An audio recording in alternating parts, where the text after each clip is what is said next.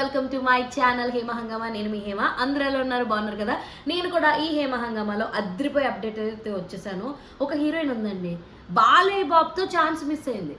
ఫోన్లే బాలయ్య బాబుతో మిస్ అయింది అని అనుకునే లోపే బాలయ్య బాబు అభిమానితో ఛాన్స్ కొట్టేసింది.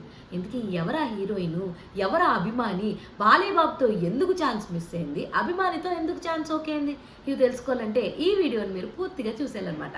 సో ఇంకొకటి, నా వీడియోలు ఎక్కువ నాన్ సబ్స్క్రైబర్స్ చూస్తున్నారు, ప్లీజ్ సబ్స్క్రైబ్ చేసుకోవచ్చు కదా, ఇంత మంచి మంచి కంటెంట్లు చెప్తున్నా. ఓకే, ఆలస్యం చేయకుండా కంటెంట్లోకి వెళ్ళిపోదాం. శ్రద్ధా శ్రీనాథ్ ఈ పేరు అందరికీ పరిచయం చేయాల్సిన అవసరం అయితే లేదు, ఎందుకంటే నాని జెర్సీ సినిమా చూసిన వాళ్ళందరికీ తెలుసు శ్రద్ధ అంటే ఎవరని.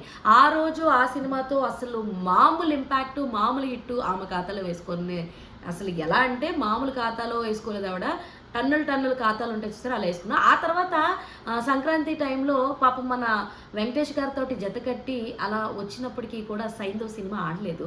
సో ఆడినప్పటికీ కూడా ఏమాత్రం డిసప్పాయింట్ కాకుండా ఆవిడ ప్రతి క్యారెక్టర్ కూడా చాలా చూజీగా, ఇది నా క్యారెక్టరు, ఇది నేను చేయగలను, ఇది మాత్రమే నా చేతిలో ఉంది అన్నట్టు ఆవిడ చూజీగా చేసుకుంటుంది అనమాట. బేసిక్గా ఈవిడికి మన బాబీ గారి డైరెక్షన్లో బాలయ్య బాబు గారిది 109 మూవీ ఏదైతే ఉందో ఆ మూవీలో శ్రద్ధ గారిని హీరోయిన్ కింద తీసుకున్నారు. అయితే ఆవిడ బేసిక్గా మాస్ క్యారెక్టర్స్ చేయదనమాట. అయినప్పటికీ కూడా ఎలా తీసుకున్నారు కంటెంట్, ఇలా కూడా చేయాలనుకునే తీసుకున్నారేమో అని చెప్పి చాలా మంది అనుకున్నారు.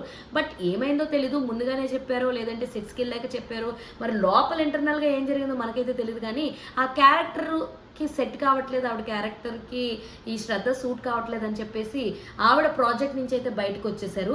సో బయటకు వచ్చేసారు, బాలయ్య బాబుతో అయితే ఛాన్స్ మిస్ అయిపోయింది అనుకోవచ్చు. మరి ఎవరా అభిమాని అనుకుంటున్నారా?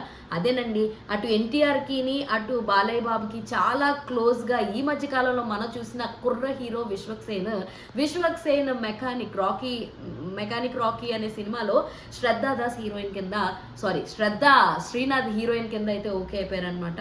సో ఇదైతే అఫీషియల్గా ఇంకా రాలేదు, సో ఇంకా అన్అఫీషియల్గా జరుగుతుంది డిస్కషన్. యాక్చువల్లీ మీనాక్షి చౌదరి గారు ఇందులో వన్ ఆఫ్ ద హీరోయిన్ అని మనకు ముందు నుంచి అప్డేట్ అయితే వచ్చింది. మరి ఇప్పుడు ఆవిడ ఉన్నారా, లేదంటే ఆవిడని తీసేశారా, ఆవిడ ప్లేస్లో ఈవిడ్ని పెట్టారా, లేదా ఈవిడ ఒక హీరోయిన్ ఆవిడ ఒక హీరోయినా, ఇన్ని కన్ఫ్యూజన్స్ క్లియర్ అవ్వాలంటే ఇంకన్ని రోజులు వెయిట్ చేయాల్సిందే అనమాట. సో ఇది అదిరిపోయే అప్డేట్. మరిన్ని ఇంట్రెస్టింగ్ అప్డేట్స్ కోసం ప్లీజ్ డూ వాచ్ హేమ హంగామా.